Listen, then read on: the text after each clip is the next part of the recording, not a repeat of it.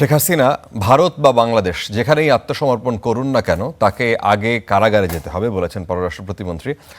ভারত থেকে দেয়ার তার বক্তব্য নিয়ে তিনি বলেছেন যে একজন দণ্ডপ্রাপ্ত আসামি কি বলছেন তা আমলে নেওয়ার কিছু নেই। আজকে দুপুরে মন্ত্রণালয়ে এক ব্রিফিংয়ে এসব কথা বলেছেন তিনি।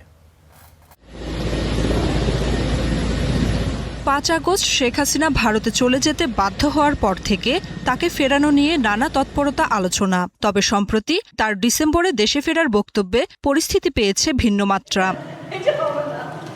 এই প্রশ্নে পররাষ্ট্র প্রতিমন্ত্রী বলছেন, একজন দণ্ডপ্রাপ্ত আসামি কি বলছেন তা সরকারের আমলে নেয়ার কিছু নেই।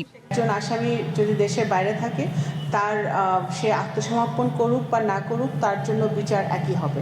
একজন আসামি কি বক্তব্য দেয় সেটা বাংলাদেশ সরকারের আমলে নেওয়ার কথা না এবং নিবে না। পাশাপাশি তাকে ফেরাতে কূটনৈতিক তৎপরতা অব্যাহত আছে বলেও জানান শামা ওবায়েদ। বলেন, শেখ হাসিনা দেশে ফেরার ক্ষেত্রে আইনি প্রক্রিয়াই মুখ্য হবে। সরকারের পক্ষ থেকে অলরেডি এক্সট্রাডিশন প্রক্রিয়া শুরু হয়েছে।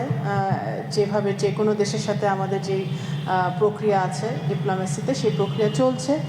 শেখ হাসিনা কিভাবে আত্মসমর্পণ করবেন সেটি সরকারের বিষয় নয়। সরকারের কাজ হচ্ছে আইনি প্রক্রিয়া এগিয়ে নেওয়া বলেও জানান পররাষ্ট্র প্রতিমন্ত্রী। তো আমাদের যে প্রক্রিয়া, নাফিয়া ফারজানা, স্টার নিউজ।